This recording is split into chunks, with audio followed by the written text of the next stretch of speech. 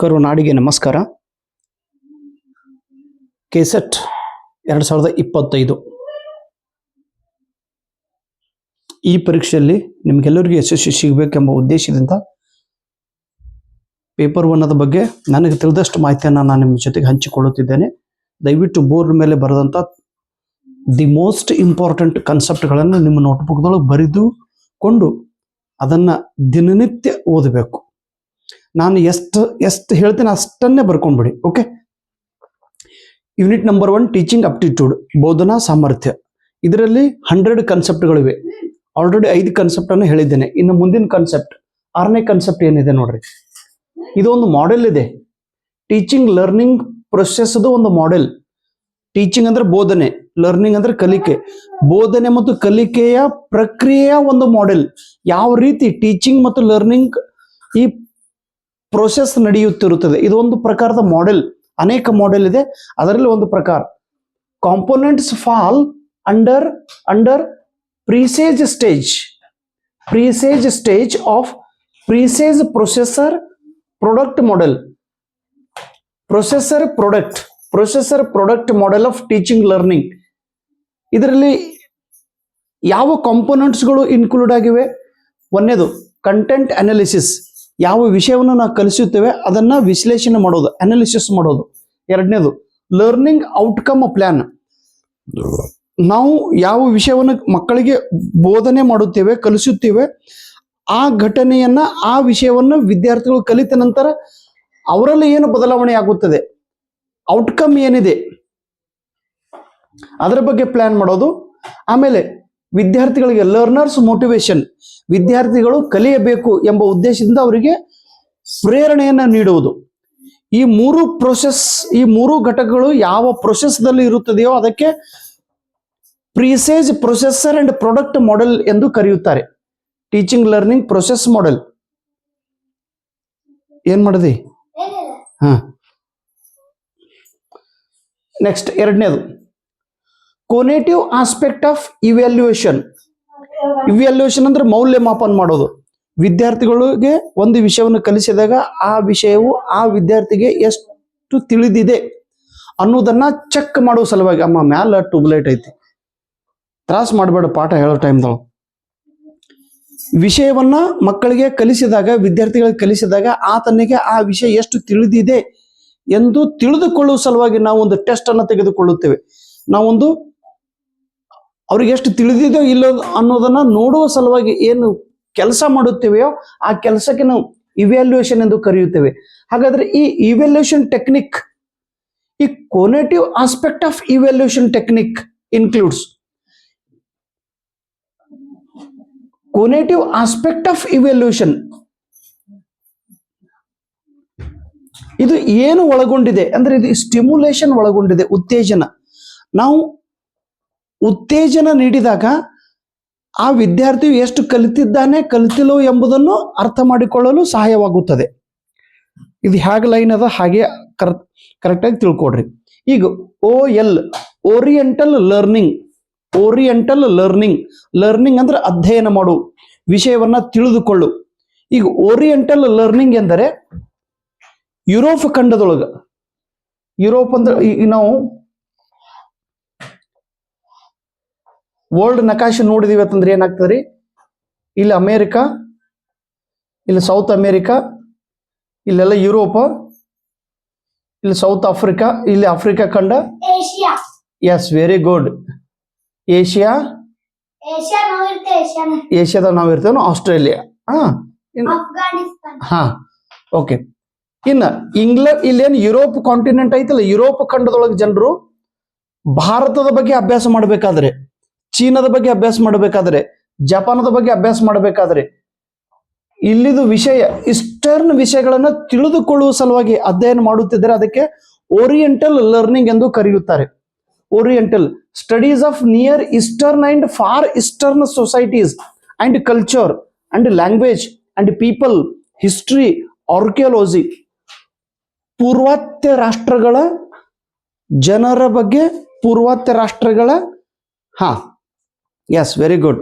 ಒಂದು ಬುಕ್ ಐತೆ ಅವ್ರು ಇಲ್ಲ, ಗೊತ್ತಾಗ್ಯದ ಬಿಡ್ರಿ, ಗೊತ್ತಾಗ್ಯದ ಅವ್ರಿಗೆ ನಕಾಶ್ ಗೊತ್ತ ಮತ್ತೆ ಇಲ್ಲ. ಇದು ಯುರೋಪ್ ಖಂಡ, ಇದು ಯುರೋಪ್ ಖಂಡಿನವರು ಭಾರತದ ಬಗ್ಗೆ ಸ್ಟಡಿ ಮಾಡಬೇಕಾದ್ರೆ ಅಥವಾ ಪೂರ್ವ ರಾಷ್ಟ್ರಗಳ ಬಗ್ಗೆ ಅಭ್ಯಾಸ ಮಾಡಬೇಕಾದ್ರೆ ಹಿಡಿಯಮ್ಮ.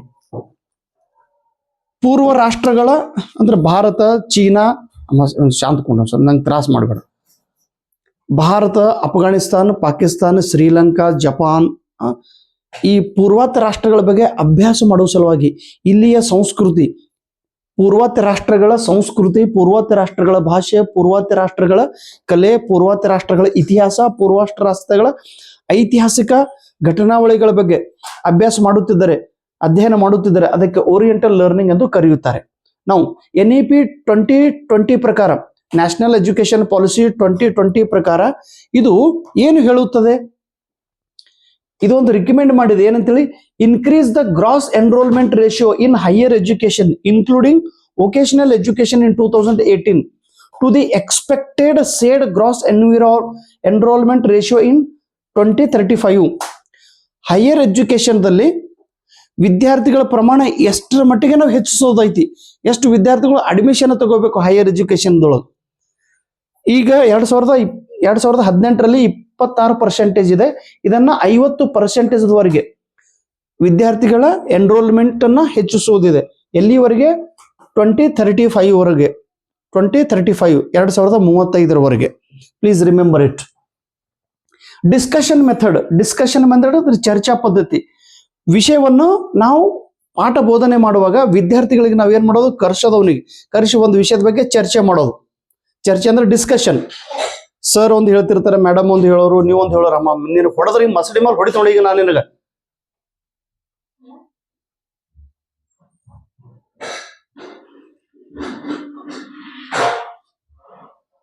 ಡಿಸ್ಕಷನ್ ಮೆಥಡ್ ಅಂದ್ರೆ ಏನ್ರಿ? ಚರ್ಚಾ ಪದ್ಧತಿ. ವಿಷಯವನ್ನು ಹೇಳೋದು, ವಿದ್ಯಾರ್ಥಿಗಳ ಕಡೆಯಿಂದ ಆ ವಿಷಯವನ್ನು ಅರ್ಥ ಮಾಡಿಕೊಳ್ಳಿಸೋದು, ಆ ವಿದ್ಯಾರ್ಥಿ ತನಗೆ ತಿಳಿದಂತ ಮಾಹಿತಿ ಅವನು ಹೇಳೋದು, ಇನ್ನೊಂದು ವಿದ್ಯಾರ್ಥಿ ಅವನಿಗೆ ತಿಳಿದಂತ ಮಾಹಿತಿ ಹೇಳೋದು, ವಿಷಯಕ್ಕೆ ಕುರಿತು ಭಾವನೆಗಳನ್ನು ವ್ಯಕ್ತ ಮಾಡೋದು, ವಿಚಾರಗಳನ್ನು ವ್ಯಕ್ತ ಮಾಡೋದು, ಅಭಿಪ್ರಾಯಗಳನ್ನು ವ್ಯಕ್ತ ಮಾಡೋದು, ವಿಷಯದ ಬಗ್ಗೆ ಚರ್ಚೆ ಮಾಡುವುದು. ಇದು ಒಂದು ಪ್ರಕಾರದ ಟೀಚಿಂಗ್ ಮೆಥಡ್ ಇದೆ, ಡಿಸ್ಕಷನ್ ಮೆಥಡ್. ಇದರಿಂದ ಏನು ಲಾಭ ಆಗ್ತೈತ್ರಿ? Advantage, understanding and experiencing. ವಿದ್ಯಾರ್ಥಿಗಳಿಗೆ ಏನು ತಿಳಿದಿರ್ತೈತಿ ಅದರ ಬಗ್ಗೆನೇ ಅವ್ರು ಹೇಳುತ್ತಾರೆ, ಮತ್ತು ವಿದ್ಯಾರ್ಥಿಗಳು ಹೇಳುವಾಗ ಅವರ ಅನುಭವದ ಆಧಾರ ಮೇಲೆ ಅವರು ಹೇಳುತ್ತಾರೆ. Reflective level of experiencing. ಯಾವಾಗೋ ಕಲ್ತಿದ್ದು ಒಂದು ಘಟನೆ, ಯಾವಾಗೋ ಕಲ್ತಿದ್ದು ಒಂದು ವಿಷಯ, ಅದರ ಬಗ್ಗೆ ಅವರು ತಮ್ಮ ಅನಿಸಿಕೆಗಳು ಹೇಳುತ್ತಾರೆ. ರಿಫ್ಲೆಕ್ಟ್ ಆಗುತ್ತದೆ, ಪ್ರತಿಬಿಂಬವಾಗುತ್ತದೆ ಅವರ ಅನುಭವಗಳು. ಆಮೇಲೆ ಆಕ್ಟಿವ್ ಲರ್ನಿಂಗ್. ಡಿಸ್ಕಷನ್ ಮೆಥಡ್ದೊಳಗ each and every students are completely active. ನಿಮ್ ಕ್ಲಾಸ್ ರೂಮ್ದೊಳಗೆ ಒಂದ್ಸಲ ಡಿಸ್ಕಷನ್ ಮೆಥಡ್ ತೊಗೊಂಡ್ರೇನಿಲ್ಲ, ಕೇಳದಕ್ಕಾರ ನಾವೆಲ್ಲರೂ ಸುಮ್ ಕೂಡ್ತಾರೆ ಏನು ವಿದ್ಯಾರ್ಥಿಗಳು? ಇಲ್ಲ, ಅವರು ಎಕ್ದಮ್ ಆಕ್ಟಿವ್ ಆಗಿ ವಿಷಯವನ್ನು ಹೇಳುತ್ತಾರೆ. ನಾವು next 11th concept, online teaching has advantage. Online teaching ದಿಂದ ಏನೇನ್ ಲಾಭ ಆಗ್ತೈತಮ್ಮ ಚಿನ್ನು ಹೇಳು?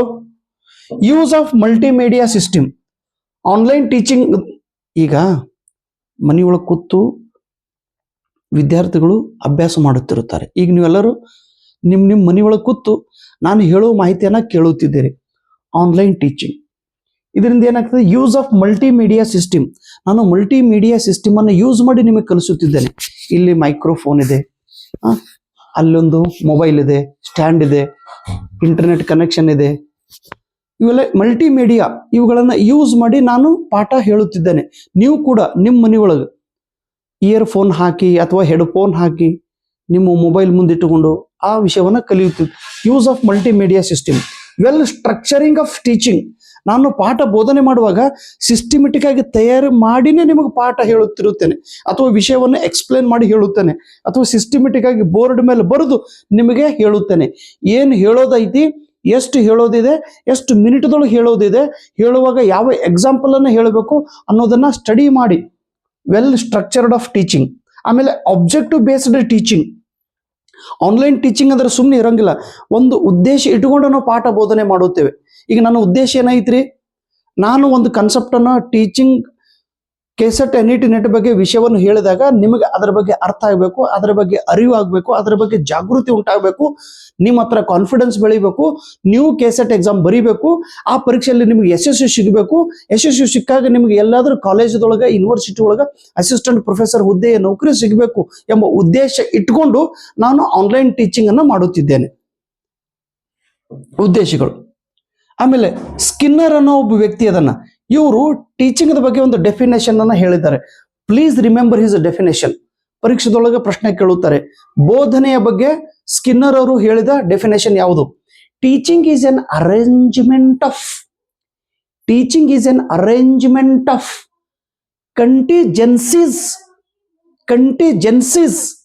ಕಂಟಿಜೆನ್ಸೀಸ್ ಆಫ್ ರೀಇನ್ಫೋರ್ಸ್ಮೆಂಟ್. ಅರ್ಥ ಆಯಿತು? ಅರ್ಥ ಮಾಡ್ಕೊಡ್ರಿ, ಇಲ್ಲಾಂದ್ರೆ as it is definition by heart ಮಾಡ್ರಿ. Teaching is an arrangement of contingencies of reinforcement. Sir, ಇದು ಕನ್ನಡದ ಅರ್ಥ ಏನಾಗ್ತದೆ? ಬೋಧನೆ ಇದು ಒಂದು ಕ್ರಮಬದ್ಧವಾಗಿ ಅರೇಂಜ್ಮೆಂಟ್ ಸಿಸ್ಟಮೆಟಿಕ್ ಆಗಿ ಕಂಟಿಜೆನ್ಸೀಸ್ ಆಫ್ ರೀಇನ್ಫೋರ್ಸ್ಮೆಂಟ್. ಕಂಟಿಜೆನ್ಸಿ ಅಂದ್ರೆ ಈಗ ನಾನು ನಿಮಗೆ ಪಾಠ ಬೋಧನೆ ಮಾಡ್ತಾ ಇದ್ದೀನಿ, ಓಕೆ, ನಂದು ಕಂಟಿಜೆನ್ಸಿ ಏನದ ಗೊತ್ತದ್ರಿ? ಅಂದ್ರೆ ಪ್ರೊಬ್ಯಾಬಿಲಿಟಿ, ಅಂದ್ರೆ ಆಗುವಂತ ಸಾಧ್ಯತೆಗಳು ಏನೈತಿ, ನನ್ನ ಕ್ಲಾಸನ್ನು ಕೇಳಿದಾಗ ಏನೇನು ಬದಲಾವಣೆ ಆಗುತ್ತದೆ ಅನ್ನೋದನ್ನ ಮೊದಲೇ ನನಗೆ ಗೊತ್ತಿರ್ತೈತಿ.